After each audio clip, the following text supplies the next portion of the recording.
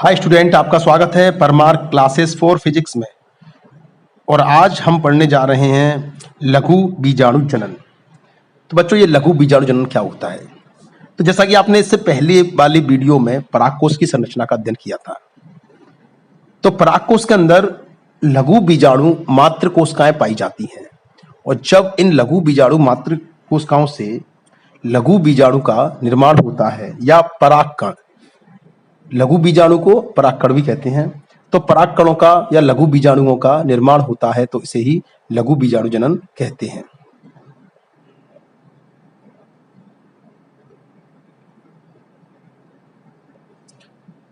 तो बच्चों, इस प्रकार हम इसकी परिभाषा लिख सकते हैं कि लघु बीजाणु मात्र कोशिका से लघु बीजाणु या परागकणों के निर्माण की प्रक्रिया को लघु बीजाणु जनन कहते हैं।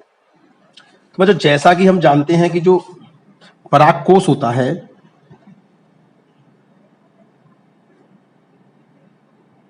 परागकोश के अंदर लघु बीजाणु जनन कोशिकाएं पाई जाती हैं। ये बच्चों देखो, ये परागकोश के अंदर लघु बीजाणु मात्र कोशिका पाई जाती हैं और इन्हें इंग्लिश में माइक्रो स्पोर मदर सेल भी कहते हैं। शॉर्टकट में इन्हें बच्चों MMC भी कहते हैं। MMC, microspore mother cell. और बच्चों, जैसा कि हम जानते हैं कि कोशिकाएं मिलकर ऊतक बनाते हैं, तो इनके मिलने से एक ऊतक का निर्माण हो जाता है, जिसे बीजाणु जन ऊतक भी कहते हैं। इन कोशिकाओं के समूह को बीजाणु जन ऊतक कहते हैं। ठीक है बच्चों, तो इस प्रकार हम देखते हैं कि परागकोश के अंदर बहुत सारी लघु बीजाणु मात्र कोशिका पाई जाती हैं और ये मिलकर एक बीजाणु जन ऊतक बनाते हैं। इन्हें पोलन मदर सेल भी कहते हैं या PMC, पोलन मदर सेल कहते हैं, जो कि द्विगुणित होती हैं। और जब इनमें अर्धसूत्री विभाजन होता है, तो अर्धसूत्री विभाजन के द्वारा ये 4 पराग कणों या लघु बीजाणुओं का निर्माण करती हैं। तो इस प्रकार बच्चों, एक लघु बीजाणु मात्र कोशिका से 4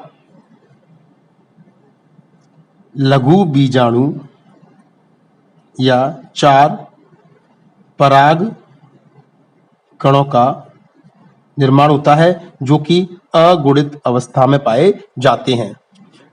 बच्चों, ये चारों लघु बीजाणु जो शुरुआत में बनते हैं या परागकण बनते हैं, तो ये आपस में जुड़े रहते हैं।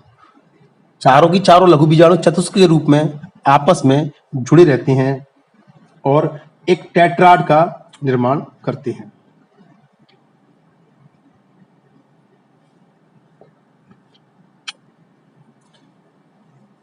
इस अवस्था को बोलते हैं बच्चों टेट्राड।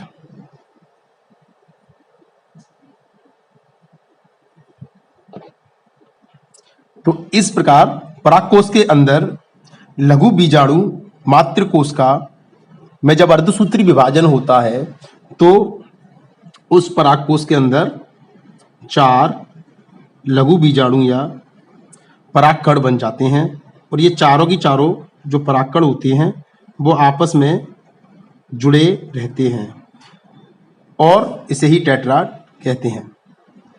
बाद में ये चारों लघु बीजाणु या परागकण जब ये परिपक्व अवस्था में होता है तो अलग अलग हो जाते हैं और इस प्रकार लघु बीजाणुधानी या परागकोश के अंदर परागकणों का निर्माण होता है।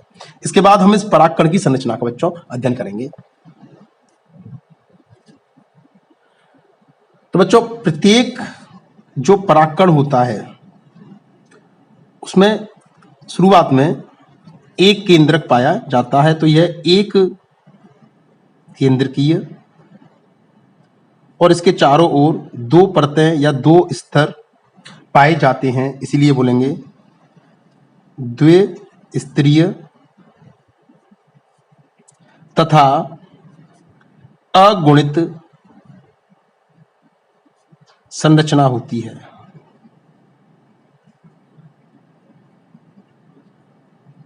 ठीक है बच्चों, तो जो परागकण होता है इसमें दो परतें पाई जाती हैं, एक भीतरी परत होती है, आंतरिक परत होती है, और इसके चारों ओर इसके अंदर एक केंद्रक होता है और इसके चारों ओर एक दूसरी परत होती है।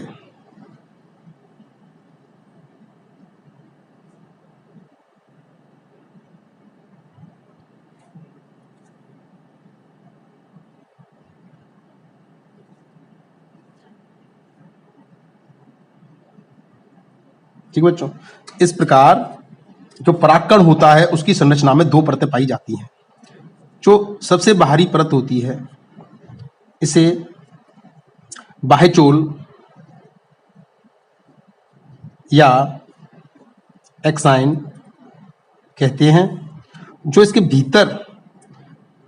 भीतर दूसरी परत होती है उसे अंतःचोल या इंटाइन कहते हैं। तो बच्चों सबसे पहले हम पढ़ेंगे एक्साइन के बारे में। ये जो बाहरी परत होती है यह एक पदार्थ स्पोरो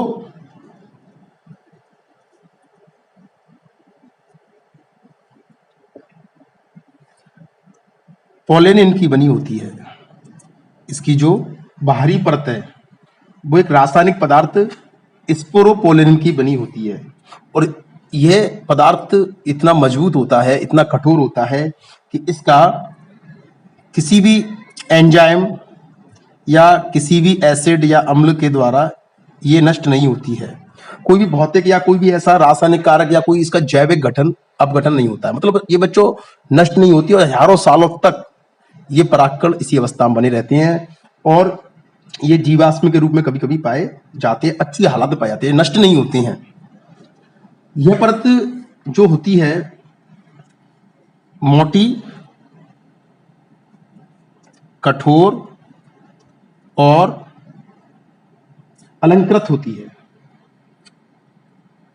अलंकृत होती है मतलब इस पर कोई डिजाइन टाइप की होती है, इस पर कांटेनुमा या डिजाइन नुमा संरचना होती है जो बिल्कुल मोटी है, कठोर है और अलंकृत होती है। और ये एक विशेष प्रकार के पदार्थ स्पोरोपोलेनिन के द्वारा बनी होती है। कोई भी एंजाइम, कोई भी एसिड इसे नष्ट नहीं कर सकता है, कोई भी भौतिक, जैविक, रासायनिक क्रिया द्वारा इसे नष्ट नहीं किया जा सकता, इसीलिए इसके जीवाश्म हजारों सालों तक अच्छी हालत में पाए जाते हैं। लेकिन कुछ स्थानों पर यह परत नहीं पाई जाती है। इन स्थानों को जनन छिद्र कहते हैं। जिन स्थानों पर यह बाहरी परत नहीं पाई जाती है उन स्थानों को जनन छिद्र या जर्म पोल कहते हैं। जब पराग नलिका का निर्माण होगा तो वह पराग नलिका इन्हीं छिद्रों में से होकर बाहर निकलेगी।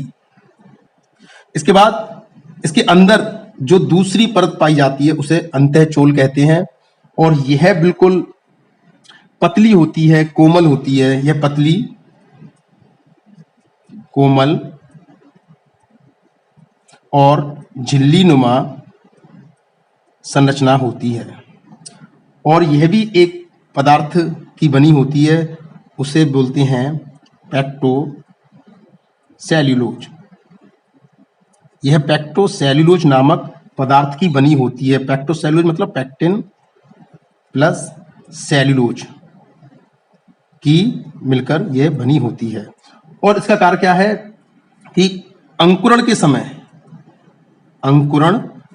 समय जब पराग नलिका बनेगी तो वह इस अंतःचोल से ही बनती है। तो अंकुरण के समय ये जो अंतःचोल है पराग नलिका का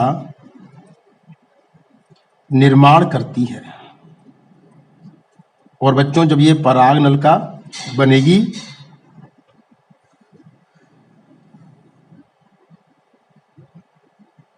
तो जो पराग नलिका होती है वो इस जो जनन छिद्र होती है इसमें से होकर बाहर निकल आती है। तो इस प्रकार बच्चों हमने परागकण की संरचना भी पढ़ी। तो बच्चों आज का पूरा टॉपिक एक बार जल्दी से रिवाइज करते हैं कि लघु बीजाणु जनन क्या होता है। लघु बीजाणु जनन मतलब परागकण या लघु बीजाणु का निर्माण कौन करता है? लघु बीजाणु मात्र कोशिकाएं। तो परागकोश के अंदर जो बीजाणु धरनी पाई जाती है उसमें लघु बीजाणु जनन कोशिकाएं पाई जाती हैं और ये लघु बीजाणु जनन कोशिकाएं अर्धसूत्री विभाजन के द्वारा 4 परागकणों का या लघु बीजाणुओं का निर्माण करती हैं जो कि आपस में जुड़े रहते हैं। इन्हें टेट्राड बोलते हैं। बाद में ये चारों अलग अलग हो जाती हैं। परागकण की संरचना में हम देखते हैं कि परागकण एक केंद्र की है, द्विस्तरीय और अगुणित संरचना होती है। इसमें 2 परतें पाई जाती हैं, एक बाहरी चोल एक्साइन और एक अंतःचोल इंटाइन। बाहरी चोल मोटा, कठोर और अलंकृत होता है और ये एक विशेष प्रकार के पदार्थ स्पोरोपोलिन का बना होता है। इस पर किसी भी एंजाइम, एसिड या भौतिक रासायनिक परिवर्तन का प्रभाव नहीं होता है और ये परागकण हजारों सालों तक इसी अवस्था में बने रहते हैं और जीवाश्म के रूप में पाए जाते हैं। कई स्थानों पर ये भारी आवरण अनुपस्थित होता है और उन स्थानों को जनन छिद्र कहते हैं और जनन छिद्र से होकर ही पराग नलिका निकलती है। इसके अंदर की जो परत होती है उसे अंत्यचोल या एंटाइन कहते हैं, जो पतली होती है, कोमल होती है और झिल्लीनुमा होती है। यह पेक्टोसेलुलोज नामक पदार्थ की बनी होती है और इसका कार्य पराग नलिका का निर्माण करना है। जब पराग नलिका निर्माण हो जाता है तो वह इन जनन छिद्रों में से होकर ही बाहर निकलती है और जब परागकण का अंकुरण होता है। तो बच्चों अगली वीडियो हम देखेंगे नर युग्मकोद्भिद या परागकण का अंकुरण। Thank you student.